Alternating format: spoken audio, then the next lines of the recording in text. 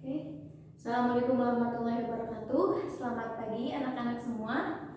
Sebelum ke pembelajaran, Ibu akan absen terlebih dahulu ya.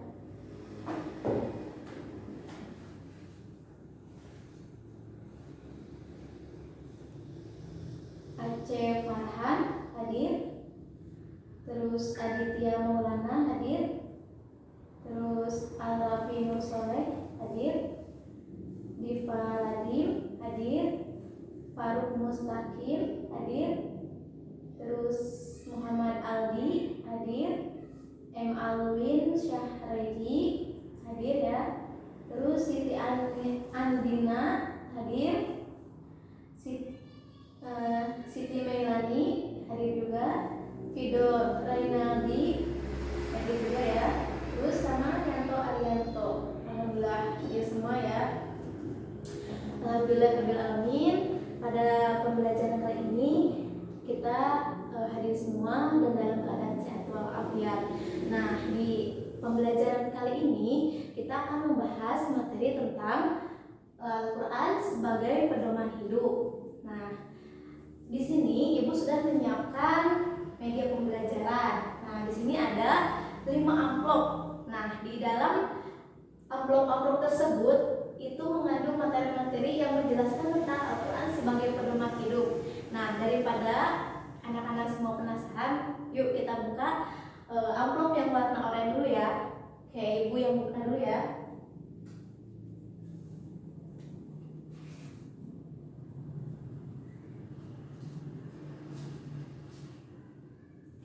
Nah, setelah dibuka, kita langsung tempel di sini di bawah amplopnya. Nah, perlu kalian ketahui, sebelum kita mengetahui Al-Quran sebagai pedoman hidup, kita harus mengetahui dulu apa sih Al-Quran itu dan apakah ada kitab-kitab yang lain yang Allah turunkan sebelum Al-Quran. Nah, apa sih arti kitab-kitab itu, Bu? Gitu kan. Nah, Ibu akan baca dulu ya. Nah, jadi di sini dijelaskan bahwa kitab-kitab Allah ialah wahyu Allah Subhanahu wa ta'ala yang disampaikan kepada para rasul untuk diajarkan kepada umat manusia sebagai petunjuk pedoman hidup. Tujuan Allah menurunkan kitab-kitab ini itu agar digunakan sebagai pedoman hidup bagi seluruh manusia menuju jalan hidup yang benar dan diridhoinya. Nah, jadi tujuan Allah Subhanahu wa ta'ala menurunkan kitab Al-Quran salah satunya adalah untuk menjadikan sebagai pedoman hidup. Nah, seperti itu ya, dapat dipahami? Oke, nah selanjutnya kita akan membuka lagi amplop warna biru, oke? Nah, di amplop warna biru ini ada 2 amplop. Ini sangat panjang ya pembahasannya. Oke, kita buka dulu dapetnya. Kita tempel di bawahnya. Dan yang satunya lagi.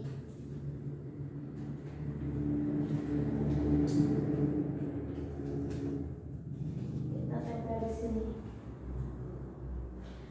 Nah, tadi Ibu sudah menjelaskan tentang kitab-kitab Allah gitu. Nah, sekarang Bu, apa saja sih kitab-kitab yang telah Allah turunkan gitu?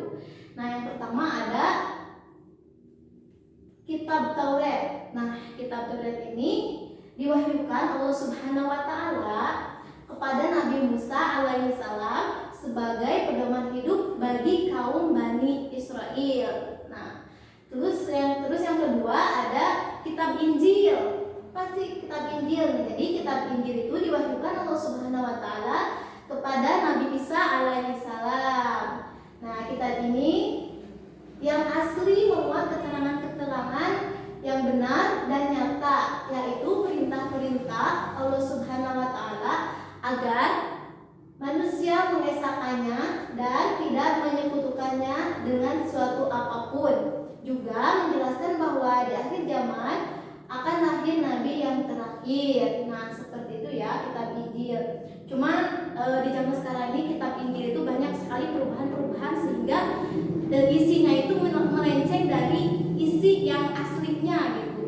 Padahal di dalam kitab Injil itu jelas dikatakan bahwa kitab itu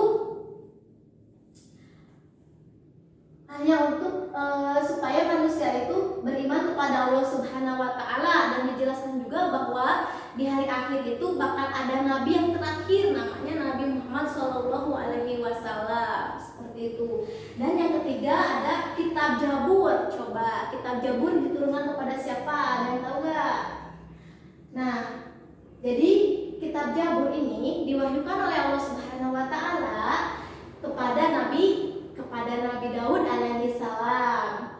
Nah, Nabi Daud hanya diperintahkan oleh Allah Subhanahu wa taala untuk mengikuti syariat Nabi Musa alaihi salam. Maka pokok ajaran kitab Zabur berisi tentang zikir, nasihat, dan hikmah, tidak memuat syariat, seperti itu ya. Jadi kitab Zabur ini melanjutkan dari mengikuti syariat Nabi Musa alaihissalam.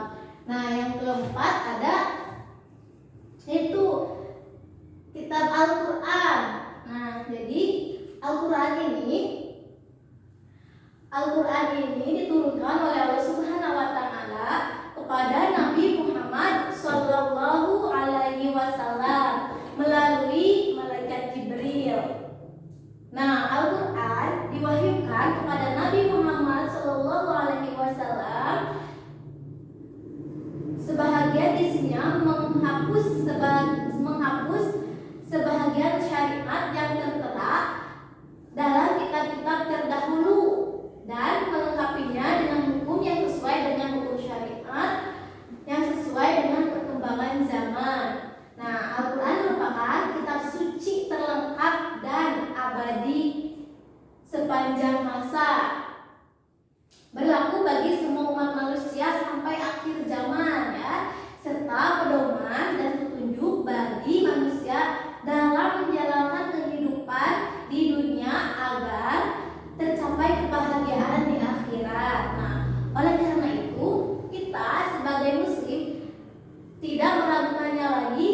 tidak meragukan sama sekali Al-Quran itu ya. Nah, setelah itu kasih fungsi dan tujuan kita harus meyakini Al-Quran gitu sebagai pedoman hidup kita. Nah, kita buka lagi amplop yang warna hijau, oke? Nah, buka dulu ya.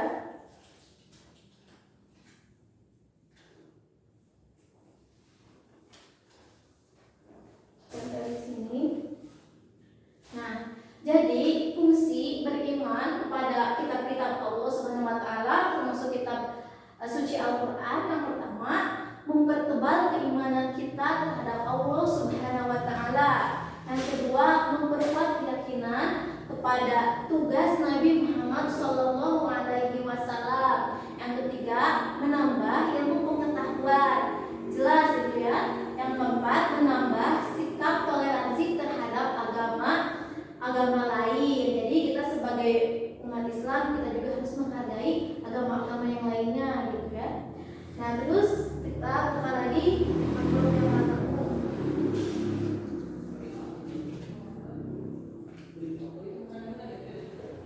Tempel di sini ya. Nah, di amplop warna ungu ini apa sih perilaku yang mencerminkan isi pokok dari semua kitab Allah Subhanahu wa taala gitu. Nah, yang pertama, kitab Al-Quran memiliki keistimewaan dibanding kitab yang lainnya. Nah, jadi pokok perilaku yang mencerminkan bahwa Al-Quran itu memiliki keistimewaan dibandingkan kitab-kitab yang lainnya. Nah, terus di antara keistimewaan itu adalah bahwa Al-Quran berlaku untuk seluruh umat manusia, tidak hanya untuk umat Islam saja. Jadi umat selain Islam juga ini sangat berlaku gitu ya, sangat bermanfaat. Nah, terus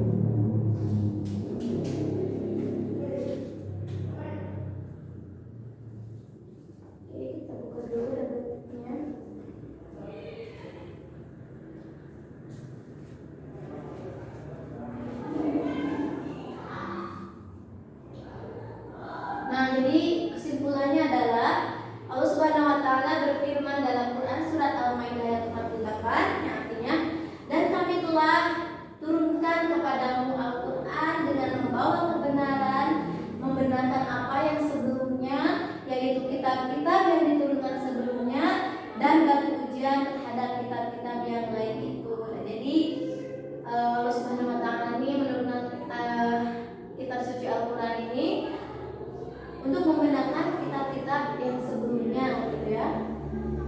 Jadi suci Al-Qur'an ini adalah penyempurnaan dari kitab-kitab sebelumnya. Terus Al-Qur'an juga memberikan keterangan yang lengkap tentang pokok-pokok agama dan menjelaskan persoalan-persoalan yang masih kabur atau gelap.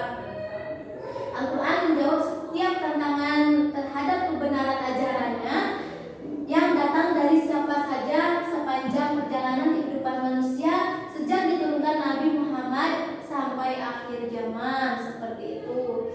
Nah, mungkin hanya itu yang bisa Ibu sampaikan. Mudah-mudahan anak semua bisa memahaminya dan kita akan lanjut di pertemuan selanjutnya. Dicukupkan sekian. Assalamualaikum warahmatullahi wabarakatuh.